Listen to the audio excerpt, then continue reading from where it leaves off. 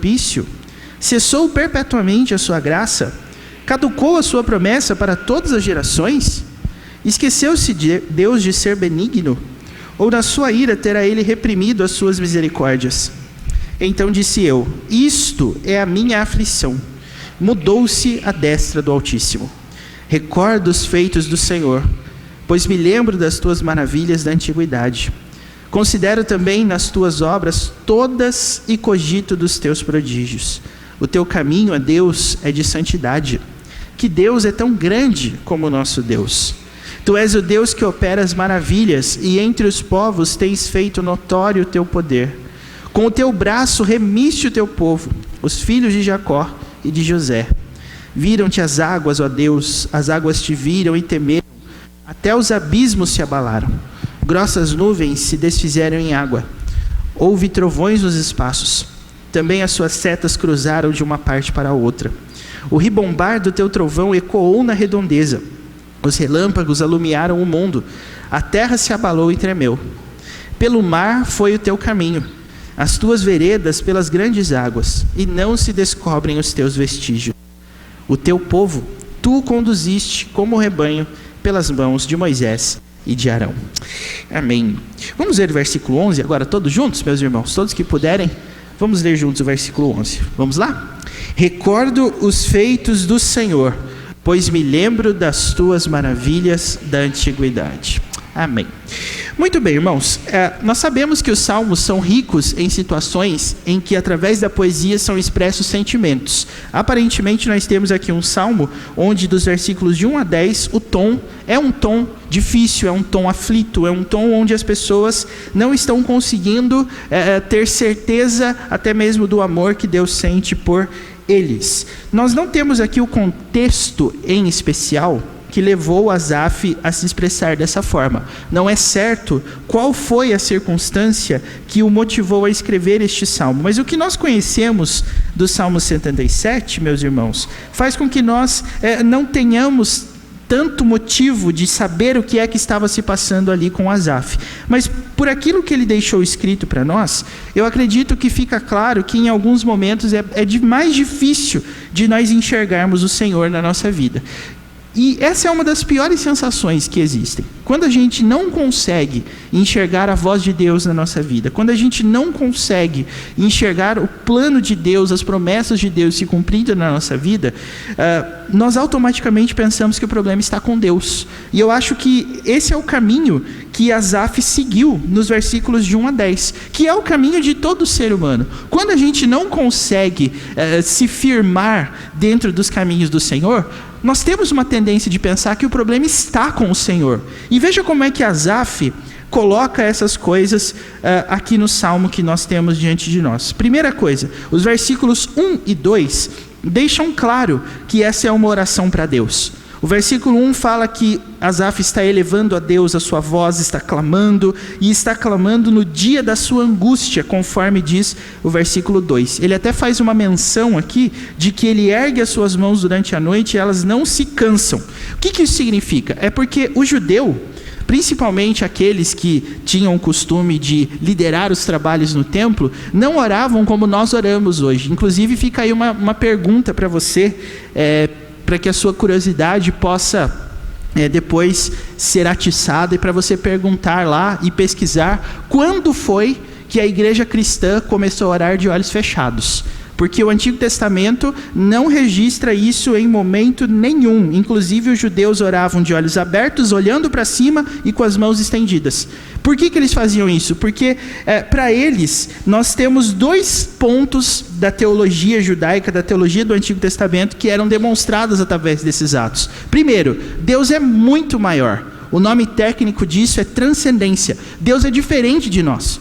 Deus é mais alto do que nós. Deus é diferente, mais poderoso. O seu ser é maior, mais intenso. E por causa disso, olhar para cima tem essa dimensão de que nós estamos lidando com um ser que é muito maior do que nós pensamos e nós podemos imaginar. Deus não é como nós. É por essa razão que os judeus têm esse costume de orar com seus olhos voltados para o alto. É uma confissão da grandeza de Deus. Não é que Deus mora no céu, mas é que o céu é aquilo de mais próximo que nós temos na nossa visão limitada do universo, de algo intenso e de algo grandioso. E o céu é tão impressionante, meus irmãos, que quando a gente olha lá as estrelas, quando a gente olha as nuvens, quando a gente olha o sol, a impressão que dá é que se a gente subir, se a gente continuar subindo, nós vamos chegar no lugar onde nós poderemos tocar as estrelas, tocar o sol. E quanto mais nós subimos, mais nós percebemos que não é assim, né? O nosso planeta está ali sustentado pela mão de Deus ali dentro do universo. Ao redor deles estão as estrelas, numa altura muito maior. Então, olhar para o céu é justamente essa confissão da grandeza de Deus e da transcendência de Deus. Ele é muito maior do que nós. Agora, o estender as mãos tem a ver com a imanência de Deus, ou seja, muito embora esse Deus seja muito maior, muito grande, ele pode ser alcançado. E a ideia é que esse Deus é relacional. Esse Deus se interessa em manter relacionamentos com os seres humanos. Por essa razão, os judeus olhavam de olhos abertos e com as mãos estendidas para o alto, assim ou assim, tá? Quando foi que a igreja começou a orar de olhos fechados? Essa eu duvido que você saiba, porque não era assim que as pessoas oravam na Bíblia. O que aconteceu para que a gente tenha transformado esse entendimento? Então, é claro que esse não é o objetivo do estudo, né? Mas por hora, se você é uma pessoa que não ora de olhos fechados, não tem problema, viu? Não é pecado. Deus vai estar olhando para você assim e imaginando: opa, esse aí não fechou o olho, esse aí não está orando, eu não vou aceitar a oração dessa pessoa. E isso não tem perigo nenhum, não tem problema nenhum, tá certo? Fica aí para você pesquisar, depois, no momento oportuno, a gente fala sobre isso. Então, é claro que Asaf está procurando o Senhor pelo meio que ele tem, que é a oração. Agora, irmãos, existe um dado no versículo 2 que nos deixa claro aqui que ele não está conseguindo êxito nisso. O versículo 2 fala assim, ó: a minha alma recusa consolar-se. A impressão que nós temos é que Asaf não está conseguindo encontrar o Senhor no meio das suas orações. E é a partir disso que ele começa então a pensar: o que será que está acontecendo para que a minha angústia não passe e eu não consigo encontrar o Senhor? O que acontece? Aí ele começa a discorrer sobre isso a partir do versículo 3 até o versículo 10. Mas até que nós cheguemos a esse ponto, me permita perguntar a você: existem momentos em que isso acontece com a gente, não? Você já não sentiu assim? O momento em que você está orando, que você está buscando, que você está elevando a sua voz, você está clamando e o Senhor parece que Ele está tão longe, ou que Ele foi viajar, ou que Ele está dormindo, que Ele não consegue nos consolar. Você já passou por momentos assim? Eu digo a você que já também.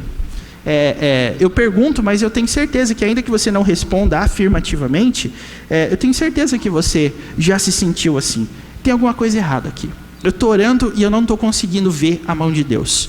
Bom, como todo ser humano, nós começamos tratando a culpa, as razões pelas quais isso acontece, como se elas não tivessem nada a ver com a gente, né? A gente primeiro começa a perguntar para Deus. E aí a gente começa a investigar Deus. O que Deus está fazendo que Ele não olha para nós?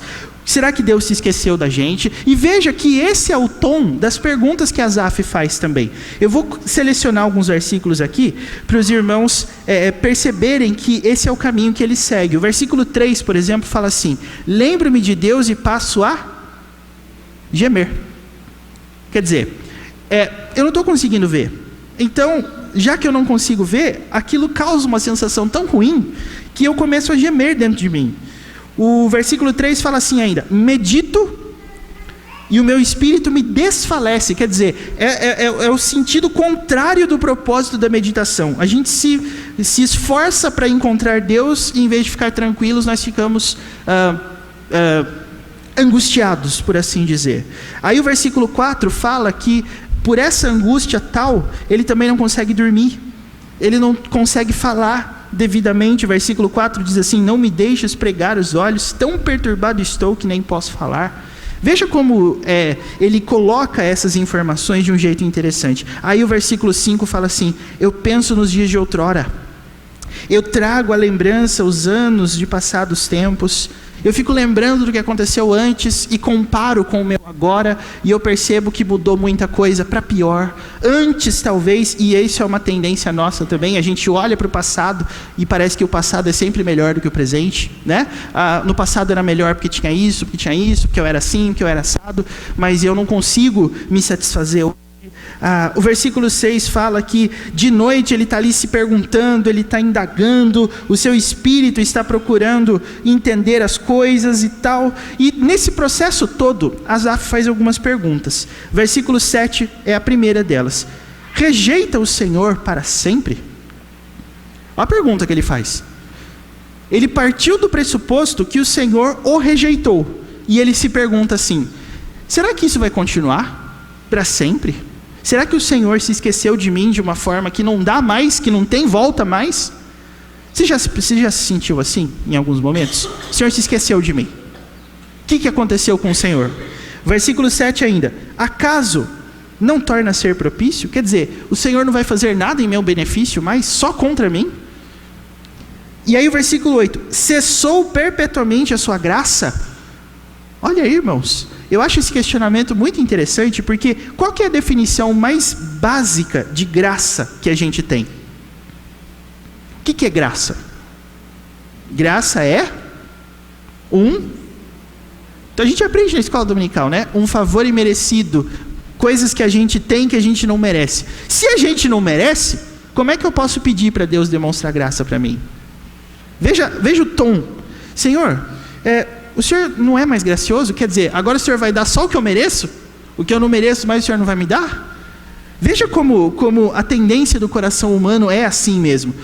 Eu não mereço, mas eu quero, e eu não tenho. Pelo menos nesse primeiro momento eu julgo que eu não tenho. E agora? Aí o versículo 8 começa a atacar um ponto. Esse ponto aqui é bastante curioso. Cessou perpetuamente a sua graça? Caducou a sua promessa para todas as gerações? Quer dizer, Senhor, e aquelas coisas todas que o Senhor prometeu, cadê? E aí, gente, é só você lembrar do que Deus prometeu. O que Deus prometeu? Deus prometeu vida fácil? Deus prometeu assim: olha, viva a sua vida neste mundo, você só vai ser abençoado, você não vai passar por dificuldade nenhuma, porque eu estarei contigo e tudo que você passar eu vou te livrar. É isso que diz a Bíblia? Mas veja, por onde que Asaf e por onde que os seres humanos caminham quando eles se sentem angustiados? Eles começam a duvidar de pilares da nossa fé, que são as promessas de Deus. Nós cremos que as promessas de Deus são infalíveis, porque o próprio Deus é infalível e não mente. Se um dia Deus deixasse de cumprir as suas promessas, então nós estaríamos totalmente perdidos, não é? Mas Asaf não para. Asaf diz assim no versículo 9: esqueceu-se Deus de ser benigno? Olha a pergunta. Deus, o Senhor não vai ser mais bondoso? O Senhor não vai ser mais gracioso? Agora o Senhor só vai ser mau? O Senhor se esqueceu? Versículo 9 ainda. Ou na sua ira terá ele reprimido as suas misericórdias? Olha aí, gente. Por onde que passou esse questionamento? Por pontos claríssimos na palavra de Deus sobre quem Deus é. E a gente começa a duvidar até disso. Deus não é mais misericordioso, Deus não é mais gracioso, Deus não é mais bondoso, porque eu estou triste, eu estou angustiado, e tantas são as causas da minha angústia que eu não consigo mais achar. Aí, no versículo 10, Asaf parece ter chegado a uma conclusão. Ele fala assim: Deus, eu entendi o que aconteceu. Isso é a minha aflição. A destra do Altíssimo se mudou. E é claro que para nós isso não tem muito, talvez assim, culturalmente não faça muito sentido, mas quando você vai pensar naquela cultura judaica, o que a destra, a mão direita, tem a ver com isso aqui? Essa era a mão dos acordos. Essa era a mão dos entendida como a mão da confiança.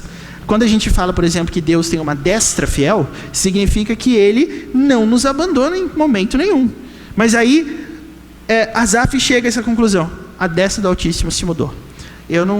Parece que agora Deus não está mais do meu lado. E aí eu queria lhes perguntar: será que é isso mesmo? Essas são as conclusões que a gente chega. Mas é isso que está acontecendo? Por que quando nós estamos angustiados, a primeira coisa que nos vem à mente é questionar Deus? Por quê? Porque essa oração de Asaf aqui não é única nos Salmos. É claro que a gente não tem hoje muito tempo para fazer isso, mas uma das orações de Asaf mais interessantes é o Salmo 73.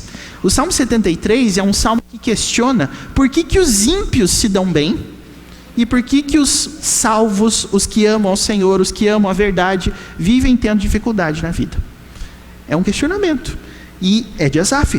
Inclusive, o Salmo 73 inaugura o terceiro livro dos Salmos. É que os Salmos aqui são divididos em 3 livros, né, irmãos? 3 livros, ou 5 livros, melhor dizendo. Cada um desses 5 livros representa uma parte do Pentateuco. Como existem os 5 livros da lei, você também tem 5 livros nos Salmos. Agora, Asaf, que inaugura esse terceiro livro, é extremamente, assim, claro nas suas angústias, quando ele fala a respeito delas. E aí a conclusão dele é até corajosa: a destra do Altíssimo se mudou. Parece que Deus não está mais do meu lado. Gente, por que esse é o nosso caminho natural? Por que quando a gente se sente angustiado, a gente acha que o problema está com Deus, que deixou de ser tudo que ele nunca pode deixar de ser, e não por qualquer outro motivo? A gente se sentir assim é muito difícil. E para que você possa combater isso no seu coração, Asaf vai nos dar algumas orientações, tá? O versículo 11 vai falar qual que é o começo. Quando a gente se sentir assim, qual é o primeiro ponto para que nós lidemos com isso? O versículo 11 fala assim: eu recordo os feitos do Senhor.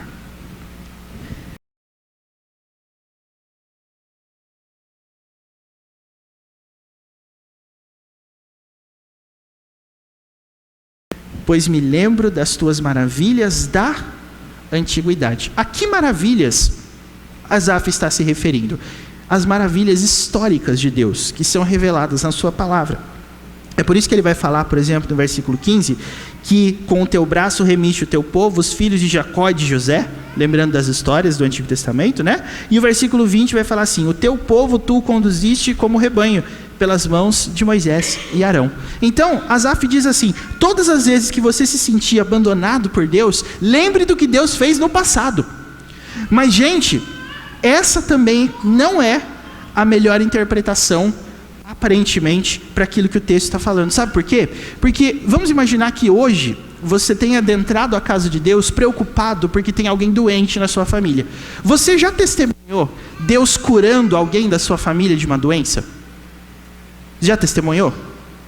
Eu já testemunhei também. Mas quando uma nova pessoa fica doente, lembrar que Deus curou alguém no passado ajuda ou não tem efeito nenhum?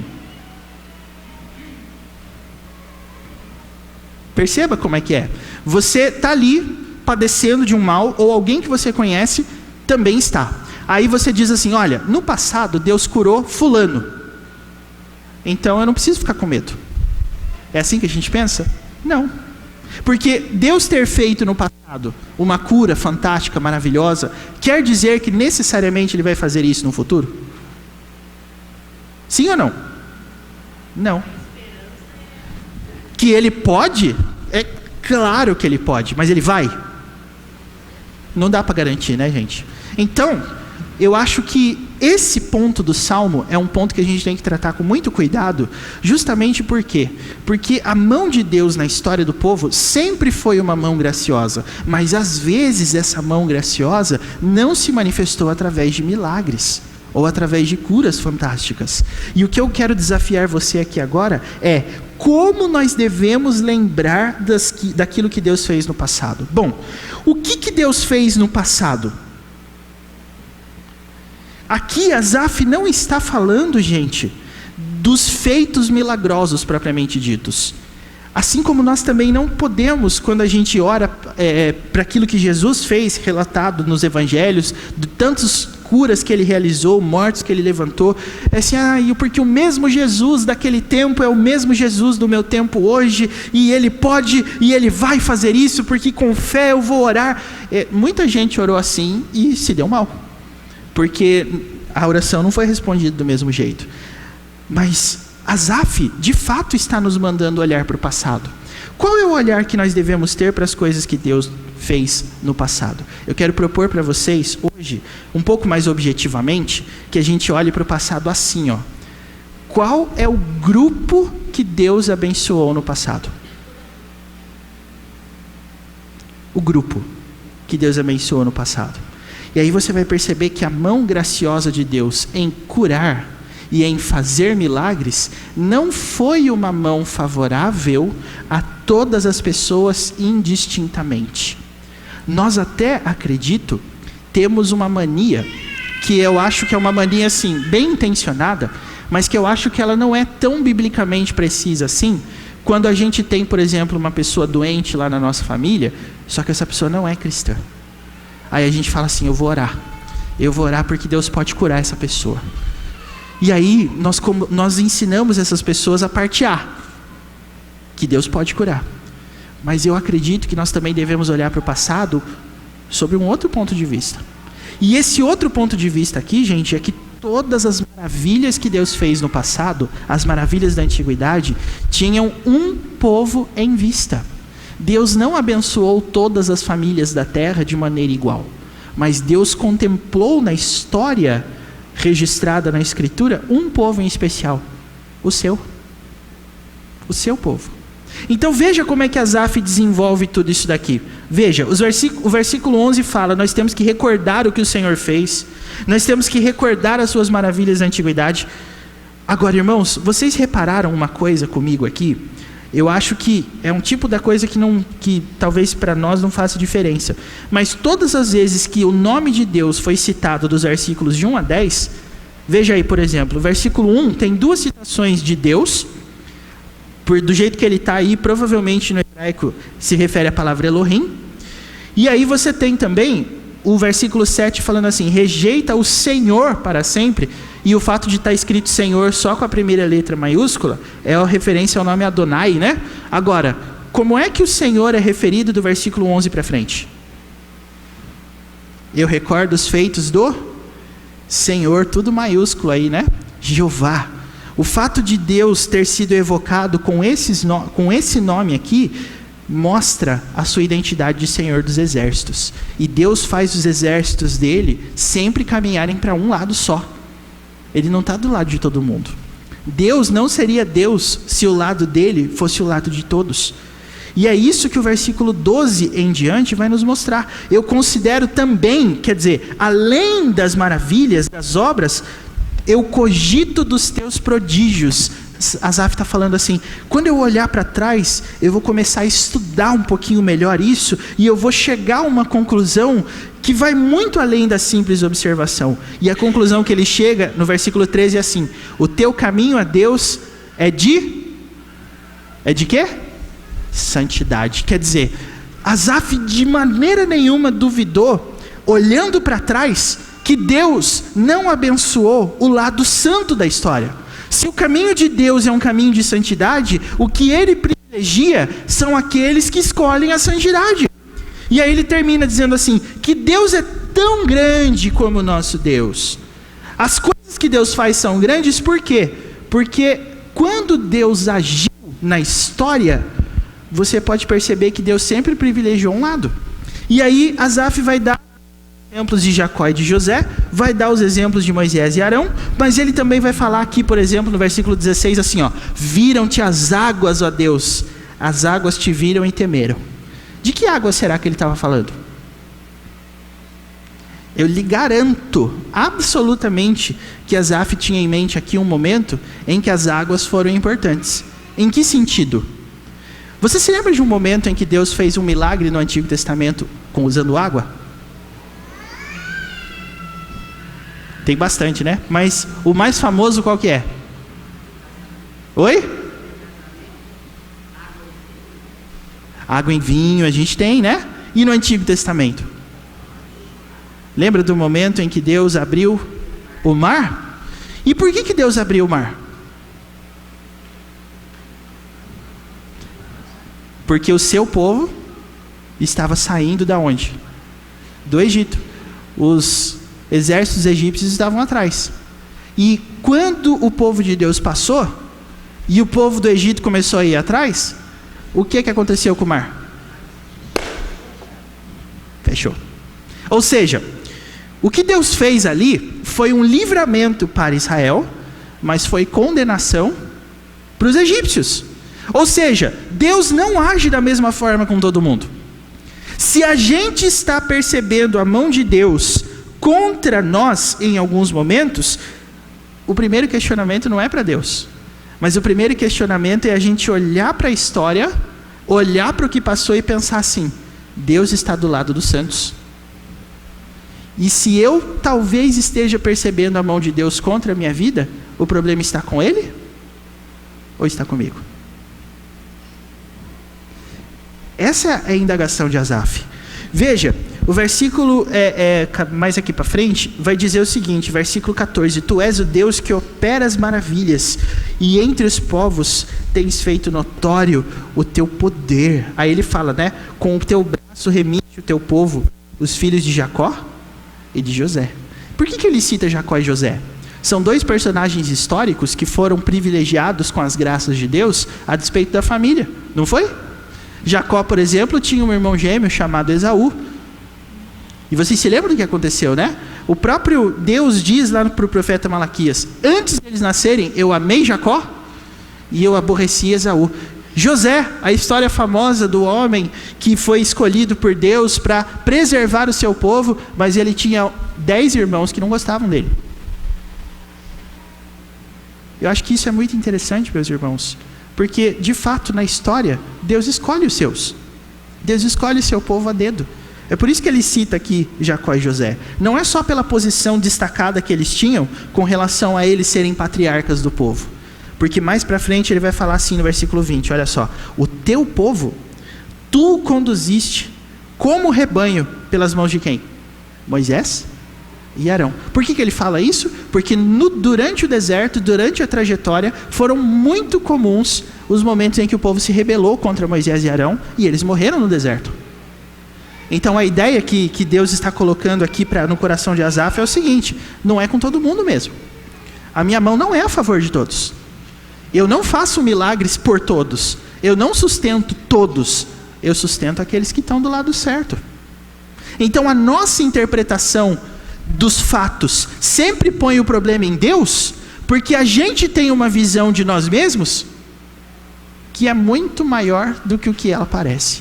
Senhor, o Senhor foi esquecer logo de mim, que sou tão bonzinho, por exemplo? O Senhor vai esquecer logo de mim, que faço tudo certo?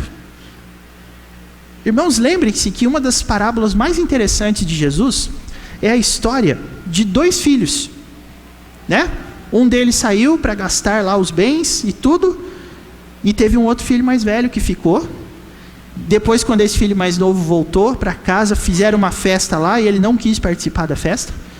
E a história que Jesus nos conta mostra que o pai chega diante desse filho e pergunta: por que você não vai se alegrar com a gente? Qual foi a resposta que aquele filho deu? Eu te sirvo há tantos anos, sem jamais transgredir uma ordem tua, e o Senhor nunca me deu um cabritinho para festejar com os meus amigos. Ora, tem um dado nessa parábola, irmãos, que quando eu vi isso, foi como se... Sabe aquele momento que você olha na Bíblia e você relê a mesma coisa um monte de vezes para você ter certeza? Vai lá para essa parábola, por favor. Lucas 15. Eu só queria fazer essa ponte para você perceber que essa compreensão egoísta é uma coisa que até o próprio Jesus denunciou.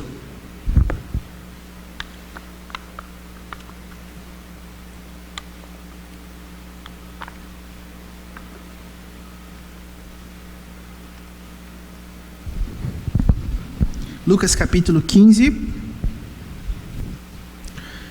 Vejam só, no comecinho da história, o dado é muito curioso. O versículo 11 e o versículo 12 contam para nós o comecinho da história, né? Jesus já tinha contado a parábola da ovelha perdida, depois da dracma perdida, e agora ele vai contar a parábola do filho pródigo. E o versículo 11 diz assim: continuou, certo homem tinha 2 filhos.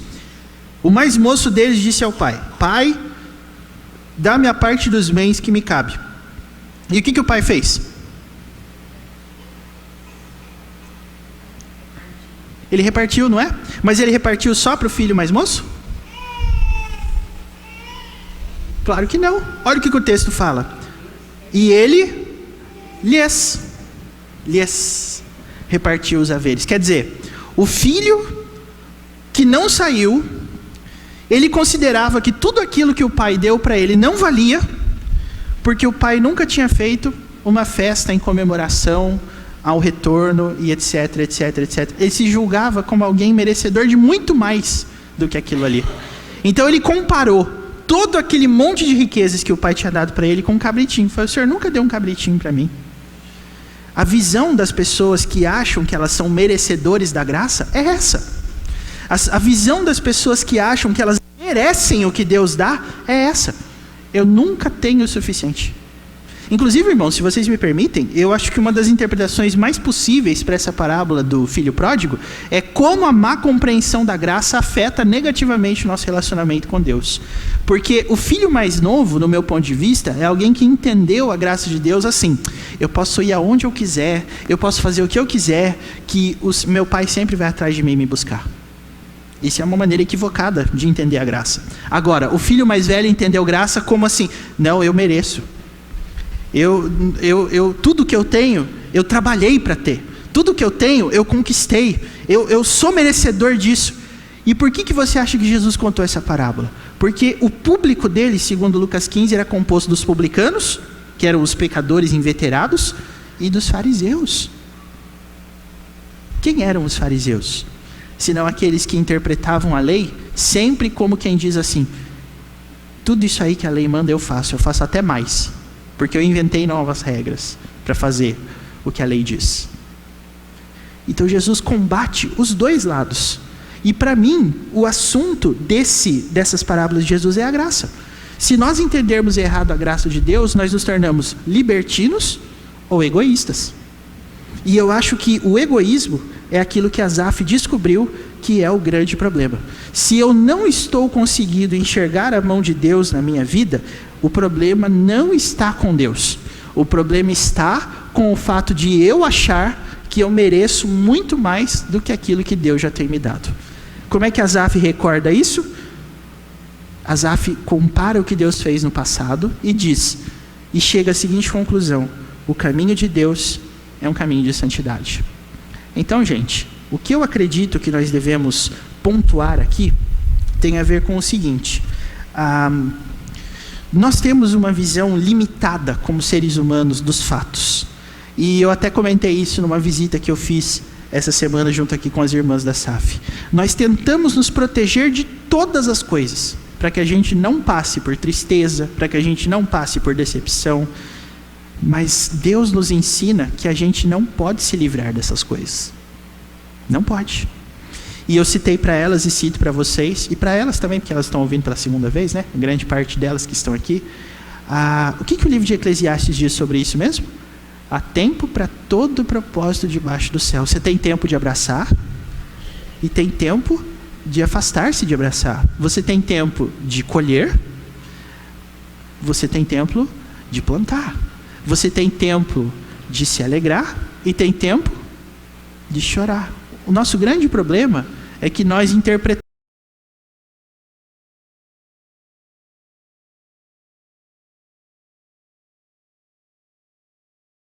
o momento de chorar, o momento de afastar-se de abraçar como imprevistos. E Deus interpreta isso como fases que nós precisamos passar. Nós precisamos passar. Deus tem um propósito para a nossa vida em nos fazer passar por essas coisas. E é isso que Asaf entendeu. Por que o povo de Deus foi privilegiado com algumas coisas no passado? Porque Deus queria mostrar para eles de que lado eles estão. Porque contra o povo egípcio, Deus matou todo o povo, o exército lá de Faraó, nas águas do Mar Vermelho. Só que todo mundo que saiu do Egito chegou na Terra Prometida? Não. Alguns ficaram pelo caminho. Por quê? Eles foram rebeldes à condução de Moisés e Arão, que era a condução que Deus havia dado para eles. Então, gente, a angústia na nossa vida é sempre o resultado dessa tendência natural que a gente tem ao egoísmo, de achar que nós merecemos as coisas. Então a gente não aceita a fase onde a gente não ganha tanto e a gente diz: será que Deus se esqueceu de mim? Será que Deus não é mais gracioso? Será que Deus não é mais benigno? Ele continua sendo benigno, Ele continua sendo gracioso, Ele continua sendo misericordioso, mas Ele quer nos ensinar uma coisa: Ele não está do lado de todos. Então o momento é para a gente se analisar.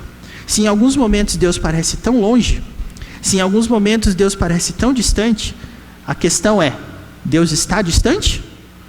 Ou a minha visão sobre Ele está equivocada? Esse é o desafio.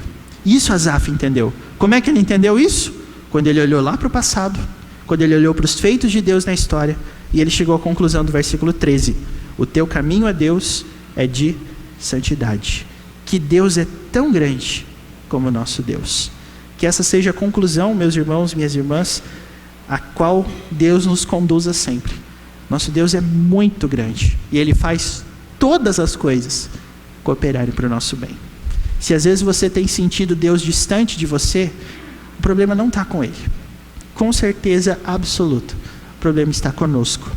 O problema está com a nossa forma de enxergar o que nós merecemos ou não merecemos. Se você entrou aqui nessa noite com esse tipo de perturbação, tal como essas que Asaf está falando aqui, não consegue dormir, ora e não acontece nada, fica pensando à noite o tempo todo, fica difícil de dormir,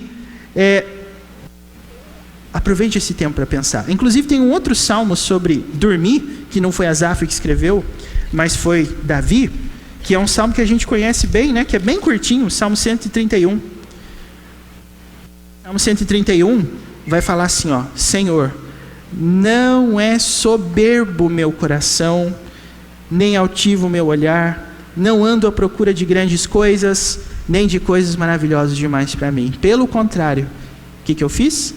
Eu fiz calar e sossegar a minha alma. Você percebeu? Como a criança desmamada se aquieta nos braços de sua mãe, como essa criança é a minha alma para comigo. Gente, a melhor experiência que nós podemos ter com Deus é aquela na qual a gente consegue descansar.